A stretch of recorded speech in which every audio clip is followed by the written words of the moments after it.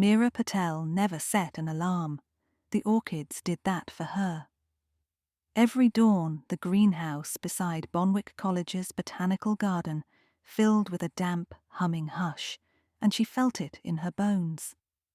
On Monday, the hush had sounded different, as if a single note were missing from a chord, and she hurried through the misty panes to discover why.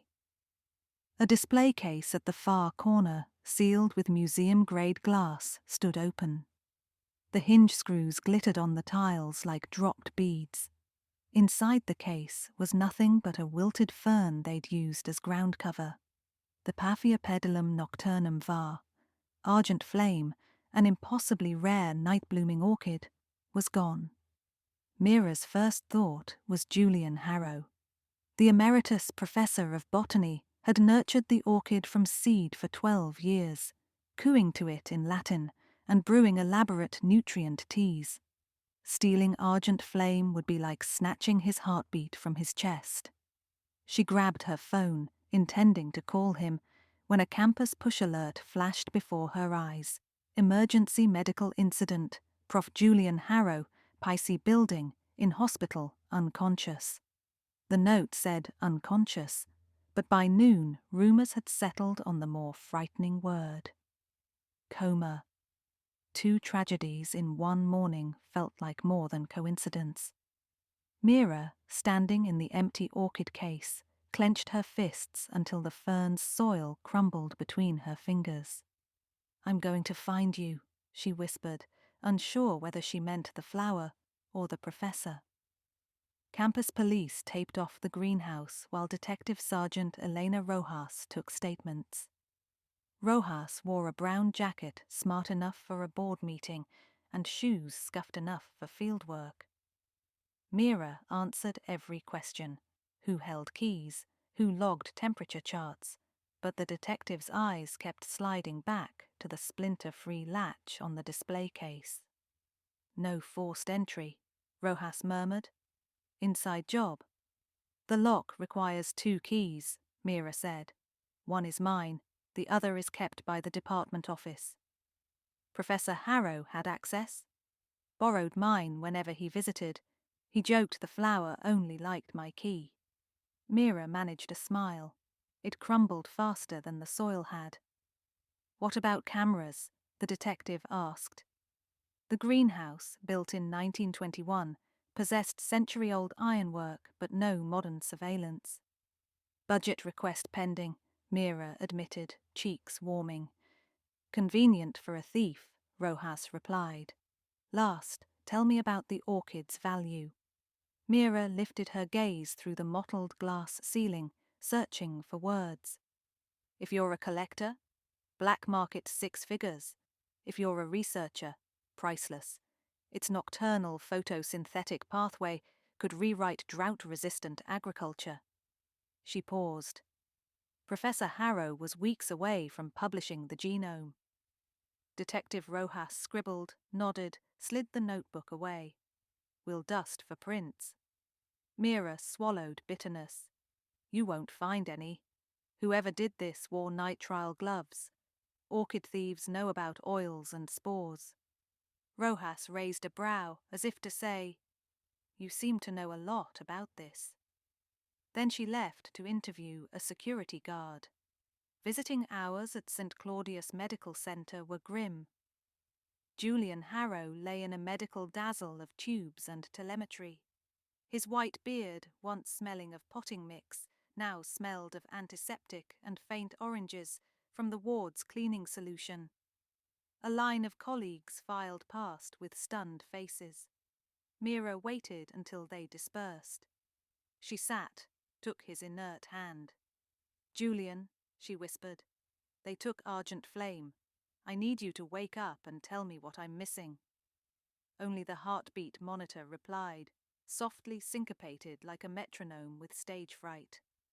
Dr. Amrita Menon, the attending physician, entered. "Family only." "He has no family," Meera answered. "I'm garden curator." Menon, kind-eyed behind mirrored glasses, nodded. "He experienced acute organophosphate poisoning. Specific compound pending tox screen. Rapid onset collapsed in his office. Coma induced by both toxin and the medication we used to stabilize him. Organophosphate, Mira repeated. Like pesticides? Or nerve agents, Dr. Menon added grimly. Mira felt the blood drain from her fingers. The greenhouse kept organophosphates under strict lock, but Julian never touched the chemicals. He favored ladybugs for pests. Someone had dosed him deliberately. For a flower? For his research? Or for silence? That night, campus police delivered a courtesy update. No fingerprints, no footprints, no sign of forced locks. We'll widen our search, they said. Mira heard the unspoken, eventually. In her office, a converted potting shed that smelled of cedar and coffee, she reviewed the greenhouse logbook. Sunday. Argent Flame Flowering Sequence Stable. JH. The professor's last entry. She snapped photos, then opened Julian's personal lab notebook, stored on tape-bound shelves. It was missing, replaced by a yellow sticky note that read, "Some secrets belong in the dark." No signature, but a faint whirl of orchid pollen dusted the adhesive strip.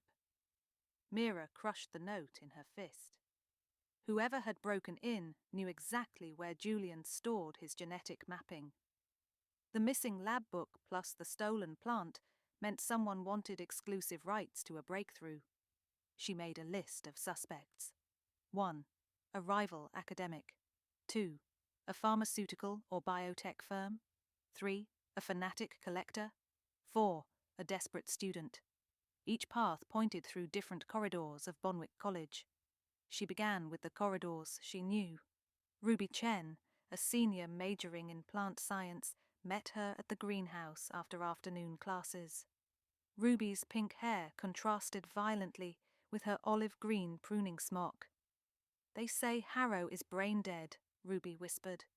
"Not true," Mira replied. "He's stable. We'll focus on facts." She laid a digitized copy of the greenhouse key sign-out sheet on the workbench. "You signed out my key Saturday?" "Professor sent me. He said he'd be editing sequences late." The case was intact afterward. "Seemed like it," Ruby said, but uncertainty wrinkled her brow. "I locked up, turned the key in Sunday morning." Campus policy required keys returned within 24 hours, yet Ruby had held the key during the theft window. Mira couldn't tell whether the sweat beading on the student's temples arose from guilt or fear. "Did you notice anybody watching the greenhouse?" Mira asked. "There was a guy in a charcoal suit near the loading dock. Thought he was lost." She exhaled sharply. "Mira, do you think I think the police will ask you the same. Tell them exactly what you told me." Mira placed a comforting hand on Ruby's shoulder. "And stay away from unknown men in suits." That suit sounded like Donovan Blake, CFO of Zephyta Labs, who donated to Bonwick's new biotech wing. Blake had haunted college events, sniffing for patentable flora. Julian despised him, once calling him a walking non-disclosure agreement. Mira arranged a meeting under the pretext of seeking sponsorship for greenhouse renovations. Zephyta headquarters, a sleek glass monolith outside the city, welcomed her with a biometric scanner and corporate smiles. Blake met her in a conference room decorated with stylized orchids projected onto wall panels. His handshake felt like chilled copper. "So," he said, crossing precise legs, "to what do I owe this?" "You know exactly why I'm here," Mira cut in, then softened her tone. "The orchid is missing, and Julian Harrow is in a coma." "Tragic." Blake's eyes narrowed microscopically. "But why come to me?" Mira placed a copy of the professor's grant proposal on the table. "He declined your generous offer to license Argent Flame's drought tolerance genes. He worried about monocultures." Blake politely smiled. And yet any botanist knows monopolies on genetics protect investments. Surely you see the irony. Your garden relies on donors like me, not at the cost of biodiversity. Mira leaned forward. Where were you Sunday night? His smile never wavered. Verbally implying involvement could be actionable. Let's remain friends. She left with nothing but more anger. Detective Rojas invited Mira to the station Tuesday morning. Toxicology is back, she said. Professor Harrow ingested a pesticide called Methodotech, banned here for a decade. We checked faculty labs. Only one bottle exists on campus, logged to the Botanical Garden chemical locker. Mira's stomach dropped. That locker needs 2 access codes, both recently used, yours at 11:14 p.m. Saturday, Harrow's at 11:18 p.m. That can't be. I was home at that time. But the scan log wouldn't lie unless someone cloned her ID. Rojas slid a plastic bag across the table. Inside lay Mira's duplicate ID badge, cracked, as if wrenched off a magnetic clip. Found in a storm drain behind the greenhouse. The detective's voice turned gentle. Someone framed you, Miss Patel. Dread curdled to determination. Then let's unframe me. Back in her office, Mira stared at the sticky notes pollen dust under a hand lens. Paphiopedilum pollen is waxy, massed into pollinia lumps. These grains were powdery, different species. She pulled the herbarium cabinet, flipped pages until she found a match. Dendrobium noble, a common orchid used in Chinese medicine. Why sprinkle basic pollen if you're hiding a real prize? She muttered. Unless the thief had accidentally contaminated the note while transferring something. Her mind seized on the idea like a climbing vine. She biked across campus to the pharmacognosy lab where dendrobium extracts were studied. The graduate benches were empty except for one. Luis Varela, the night security guard, wearing gloves, pipetting. I didn't know you were a researcher, Mira said casually from the doorway. Luis jerked upright, almost spilling amber liquid. Audit classes, staff benefit. Dendrobium for neuropathy? She asked, reading the flask label. Muscle relaxant, he replied. Legal studies. Mira noted his jittery eyes, the bruised half-moon beneath them. You worked Harold's building Sunday? Yeah, nothing unusual. Unusual except a professor collapsing and a priceless orchid vanishing. She spotted a charcoal blazer draped on a chair. Campus security uniforms were blue. Nice jacket, she said. A long, silent beat. Luis realized the slip, grabbed the blazer, stuffed something into its pocket. Mira glimpsed silver, hinge screws, identical to those found in the orchid case. She backed toward the hall. You should know Detective Rojas just got new evidence. I didn't poison anyone, Luis blurted. He did that to himself. I only wanted the flower. Julian wouldn't touch those chemicals, Mira said. He did Saturday night. I saw him staggering out of the greenhouse, said he spilled something. He dropped the orchid box. I panicked and grabbed it. You left him dying. Luis's face crumpled. I called campus EMT anonymously. I swear. Mira's breath came sharp. Where is Argent Flame? Luis squeezed his eyes shut. Blake paid me to get it, but when the professor collapsed, Blake wanted me to hide it until things cooled down. The flowers at my apartment. Mira pulled out her phone, thumb hovering over 911. You're coming with me to turn it in. Luis held up his hands. If I talk, they'll bury me. Corporate lawyers... Footsteps clacked in the corridor, familiar, metallic. Donovan Blake's voice preceded him. Luis, we need to chat about schedules. Mira stepped into the hall. Mr. Blake, Detective Rojas is on her way. Want to wait together? He offered a chilly nod. I'll wait outside. She sensed the calculation behind his eyes, but he left. Louise sagged onto a stool. He's going to kill me. They never made it to the station. When Luis opened his Prius trunk in the faculty lot, the plastic transport crate lay empty, its lid smeared with soil. A single severed leaf, silver-veined, remained. "Blake beat us," Luis whispered. Suddenly, tires screeched at the lot's exit, Blake's black sedan. Mira sprinted, adrenaline propelling her. Luis followed, keys in hand. They shoved into the Prius, tailing the sedan across town. Luis's hands shook so violently the wheel quivered. Mira took over steering. The sedan barreled onto the interstate towards the private airfield. Mira dialed Rojas on speaker. "We're behind the suspect heading to Hawthorne Airstrip, Hangar Row." "Hold tight," Rojas said. Sirens blossomed through the phone. Blake turned off onto a service road flanked by wheat fields.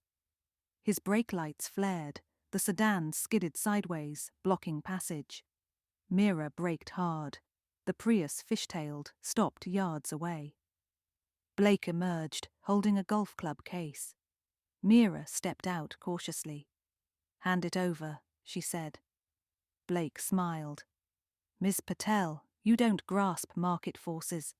Institutions like yours underfund greenhouse infrastructure, while philanthropists like me keep lights on." "At gunpoint," she challenged. He unzipped the case.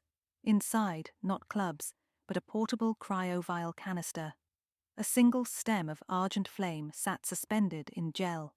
"See? Safe, and portable genetic fortune." Sirens neared. Blake's face twitched. "I needed Harrow's genome files. Varela was plan B after the old man tried to renegotiate. The poison was his, not mine." "You are confessing," Mira said. She edged sideways, drawing Blake's gaze, while Luis stealthily grabbed a rusted tire iron from the Prius trunk. Blake noticed the motion too late. Luis swung. The tire iron collided with Blake's forearm. He cried out, dropping the canister. The cryo vial rolled into roadside dust. Mira dove, cradled it upright. Police cruisers arrived, lights slicing dusk. Elena Rojas leapt from the lead car, weapon raised. "Hands on your head!" Blake obeyed, clutching his injured arm. Luis threw the tire iron away and knelt, tears streaking his cheeks. Mira rose, the cryo vial hugged to her chest like a newborn. Sirens dwindled as engines idled. 2 days later, Julian Harrow's eyelids flickered open. Mira sat bedside again, Orchid in a sterile pot on the windowsill. Hospital policy forbade plants, but exceptions were made. "Argent," he rasped. "Home," Mira said softly. "And secured. Blake's awaiting arraignment on felony theft and attempted murder." Julian managed a weak chuckle. "Capitalists never did understand orchids. They can't be owned, only courted." Mira squeezed his hand. "Rest. We have a courtship dance ahead." The college board convened a special session. Detective Rojas presented evidence. Luis, granted plea immunity for testimony, described Blake's coercion, the suit on Saturday, the cloned ID, the pesticide bait. The board thanked Mira publicly. Privately, they admitted embarrassment that the greenhouse lacked cameras. Donovan Blake's prior donations were rerouted to hospital bills and new security infrastructure. Ruby Chen approached Mira afterward. "I heard they're naming the Genetics Fellowship after Professor Harrow." "He'll wriggle out of accepting," Mira said. "But the students will like the scholarship." Ruby smiled shyly. "And you? You going to accept being a hero?" Mira looked across the garden, where Argent Flame, repotted, nestled beneath humidity misters. Nearby police tape had been replaced by a circle of budding volunteers. "I'm no hero. I'm a curator. My job is to keep things alive."